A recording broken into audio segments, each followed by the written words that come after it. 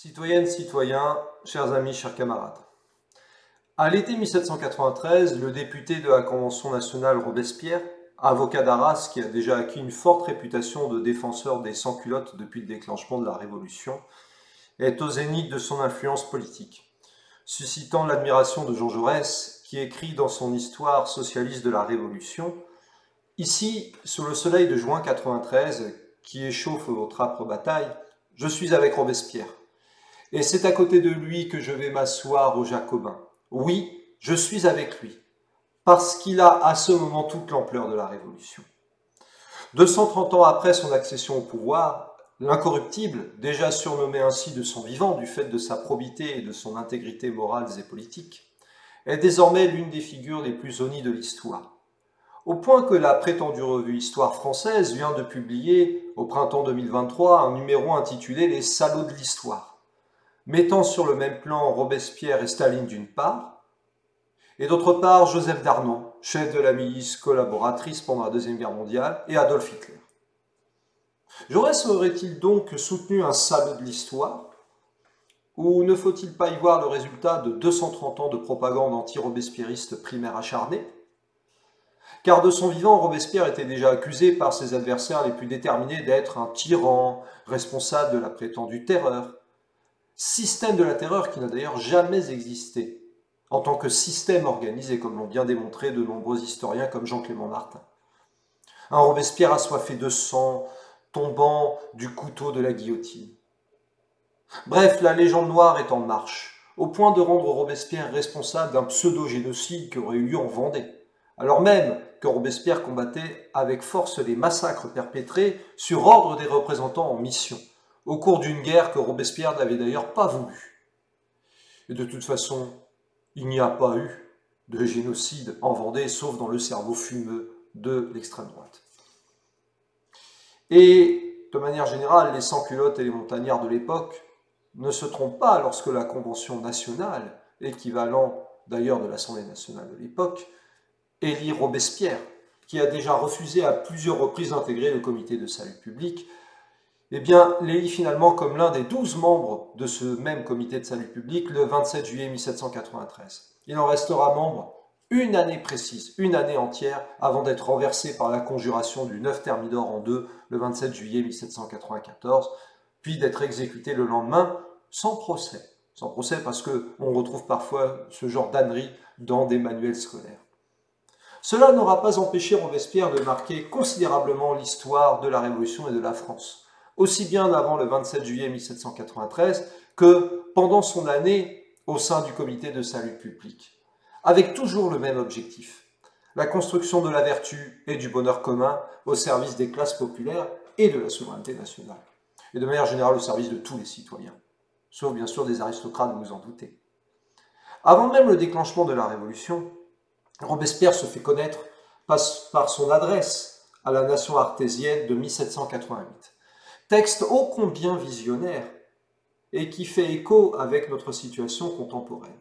Jugez plutôt, puisque Robespierre écrit dans cette adresse « Et que leur importe que le peuple meure de faim, pourvu que nos aristocrates soient riches ou puissants, ou accrédités. Qu'importe que le désespoir des citoyens les accuse, si les courtisans ou les ministres les protègent. » Et d'ajouter un peu plus bas dans ce texte, la plus grande partie des hommes qui habitent nos villes et nos campagnes sont abaissés par l'indigence, à ce dernier degré de l'avilissement, où l'homme, absorbé tout entier par les soins qu'exige la conservation de son existence, est incapable de réfléchir sur les causes de ses malheurs et de connaître les droits que la nature lui a donnés. Et nous trouvons encore des sommes immenses pour fournir aux vaines dépenses du luxe et à des largesses aussi indécentes que ridicules. Vous voyez donc que, le moins que l'on puisse dire, ce discours est non seulement visionnaire, mais clairement d'actualité. 1788 ou 2023. La Révolution enclenchée, Robespierre, élu député du tiers-État à l'Assemblée nationale avant l'été 1789, mène une intense activité en faveur de l'émancipation des êtres humains, de la souveraineté nationale et du progrès au nom de la vertu. Que l'on juge plutôt. Nous pouvons citer son discours du 23 décembre 1789 en faveur de l'émancipation des comédiens et des juifs, à propos desquels Robespierre déclare « Les comédiens mériteront davantage l'estime publique quand un absurde préjugé ne s'opposera plus à ceux qui l'obtiennent. Alors les vertus des individus contribueront à épurer les spectacles, et les théâtres deviendront des écoles publiques de principes, de bonnes mœurs et de patriotisme. » Et s'agissant des Juifs, il ajoute « On vous a dit sur les Juifs des choses infiniment exagérées et souvent contraires à l'histoire. Comment peut-on leur opposer les persécutions dont ils ont été les victimes chez différents peuples? Ce sont au contraire des crimes nationaux que nous devons expier en leur rendant les droits imprescriptibles de l'homme, dont aucune puissance humaine ne pouvait les dépouiller. » Et on connaît la suite de l'histoire au XXe siècle, et notamment en Allemagne et bien sûr en France également, avec le régime de Pétain. Robespierre, c'est aussi au discours du 13 mai 1791 en faveur de la progressive émancipation des hommes de couleur, même si à l'époque, il fait preuve d'une certaine prudence sur la question de l'abolition de l'esclavage, que finalement, il finira par mettre en place le 4 février 1794. C'est aussi au discours du 30 mai 1791 en faveur de l'abolition de la peine de mort, essentiellement injuste, qui de surcroît n'est pas la plus réprimante et qui multiplie les crimes beaucoup plus qu'elle ne les prévient, comme il le dit si bien. C'est aussi une opposition résolue à la guerre. Une première fois le 18 décembre 1791, lorsqu'il déclare « C'est pendant la guerre que le pouvoir exécutif déploie la plus redoutable énergie et qu'il exerce une espèce de dictature qui ne peut qu'effrayer la liberté naissante.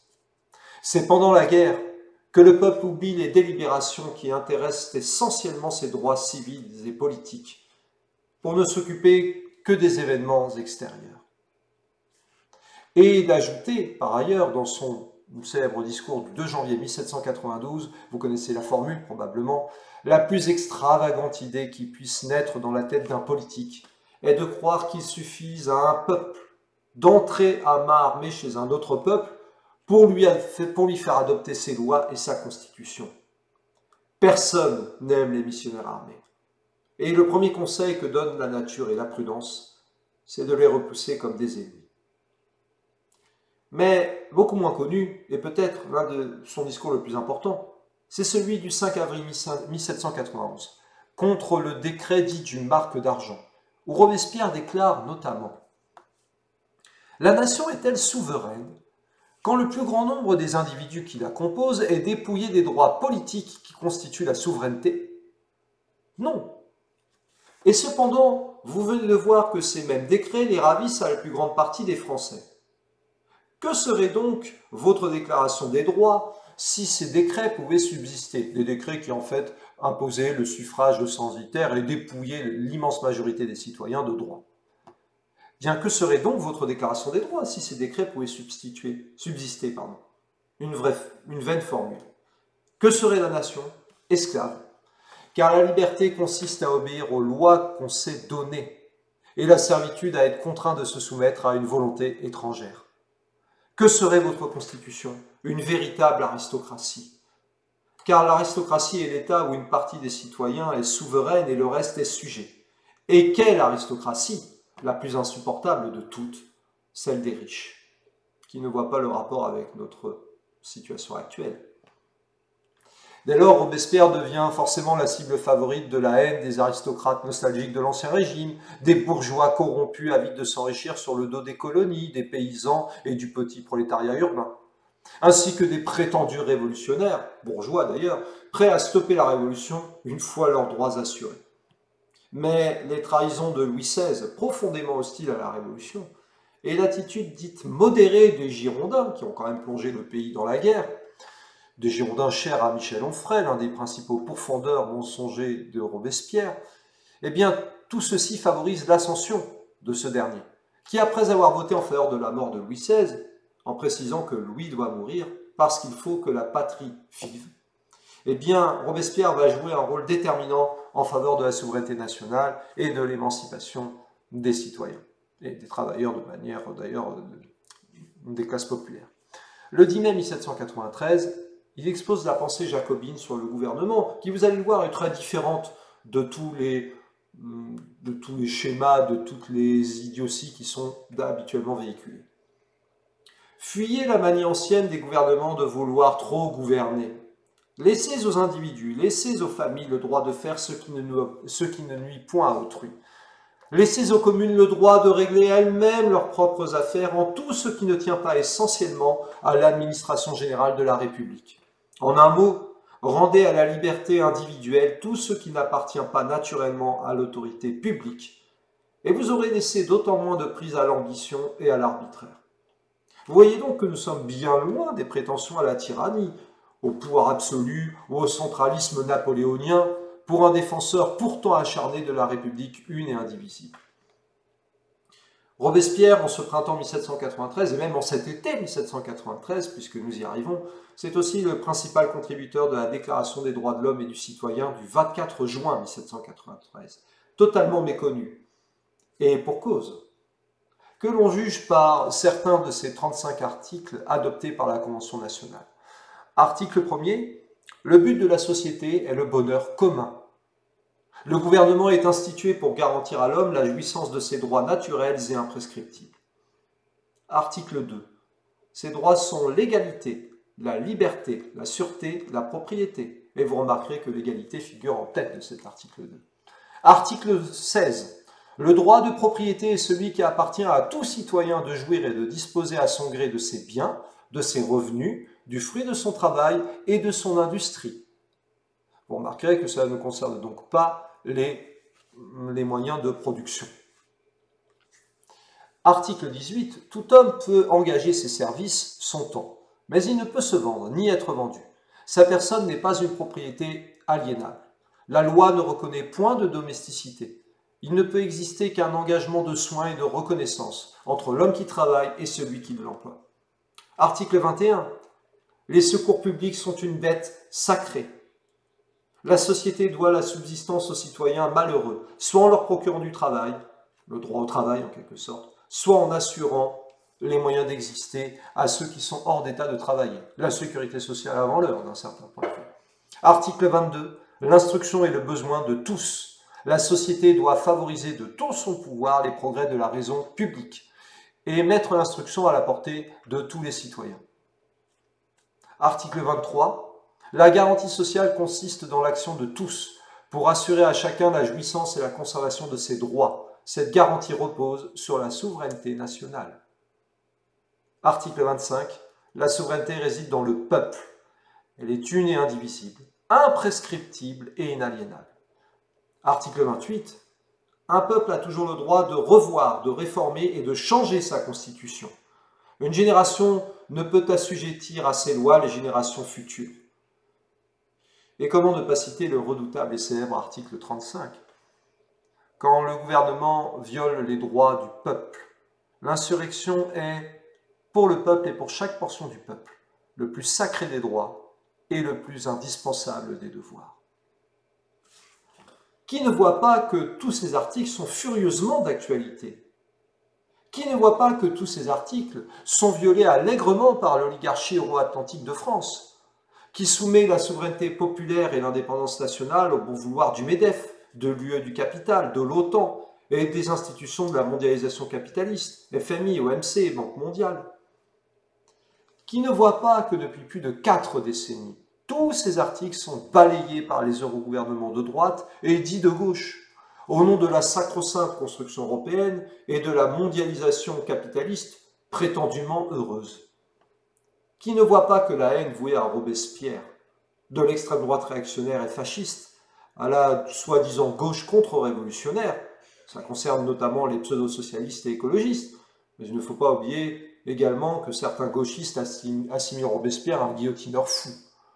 Bien qui ne voit pas finalement que cette haine fait le jeu de la réaction sur toute la ligne. Cet opprobre frappe l'action de Robespierre au comité de salut public également, alors que Robespierre a contribué à l'adoption du prix du maximum sur les produits de première nécessité, à l'abolition de l'esclavage le 4 février 1794, nous l'avons dit tout à l'heure, à l'adoption du suffrage universel, seulement masculin, il est vrai, il faut le reconnaître. Il a également contribué à l'instruction gratuite et obligatoire dispensée par des instituteurs salariés de la République, à l'essor de la langue française comme partie intégrante de la Révolution, car comme le disait très bien l'abbé Grégoire dans son discours du 4 juin 1794, l'ignorance de la langue compromettrait le bonheur social ou détruirait l'égalité. À vrai dire, les deux. Et comment oublier enfin que Robespierre contribua à sauver la République et la Révolution en appliquant la devise de la Première République, liberté, égalité, fraternité, ou la mort. C'était la mort soit des révolutionnaires, soit des contre-révolutionnaires, qu'on le veuille ou non, car c'était une lutte à mort. Il se battit pour la République, pour la Révolution et pour les droits de l'homme, jusqu'à y laisser sa propre vie. Voilà pourquoi défendre les héritages robespierristes aujourd'hui est indispensable, bien qu'il n'avait aucun pressentiment pour le socialisme, comme l'analyse Jean Jaurès. Mais son apport en faveur de l'égalité, de la souveraineté populaire et nationale, du combat pour la liberté contre le despotisme, mais aussi du combat pour l'émancipation des classes populaires contre toutes les forces avilissantes, constitue un exemple. Un exemple qui ne saurait être élevé au rang de dogme, du fait d'erreur ou d'insuffisance, mais un exemple dans lequel puiser aujourd'hui pour construire les nouveaux jours heureux dont nous avons tant besoin.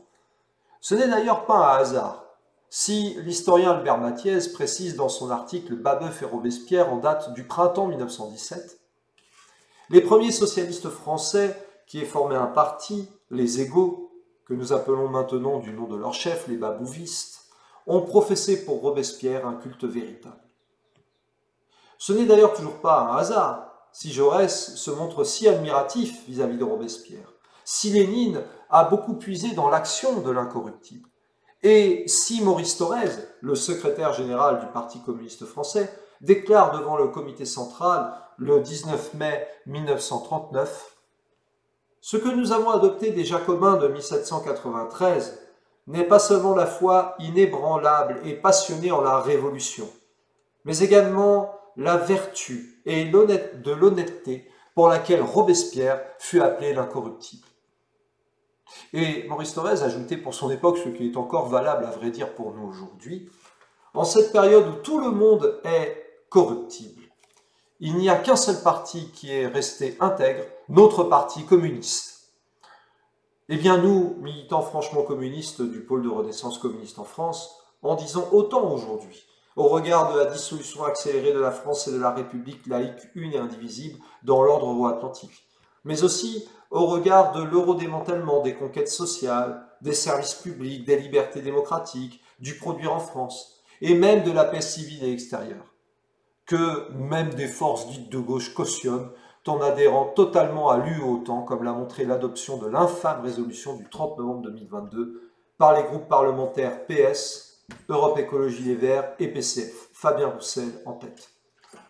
Autant d'actes qui font le jeu de la fascisation exponentielle et qui, aux antipodes d'un Jean Ferrat, en fait est aux antipodes d'un Jean Ferrat clamant qu'elle porte le nom de Robespierre, ma France. Eh bien, soyons fidèles à Robespierre et Lénine, et portons le fier combat de l'alliance des drapeaux rouges de l'internationalisme prolétarien et tricolore de la révolution jacobine. Et pour cela, rejoignez le PRCF et les JRCF pour mener le combat politique et idéologique contre les fossoyeurs de la révolution et du communisme en associant Robespierre et Lénine et en n'oubliant pas que, plus que jamais, l'avenir appartient aux révolutionnaires.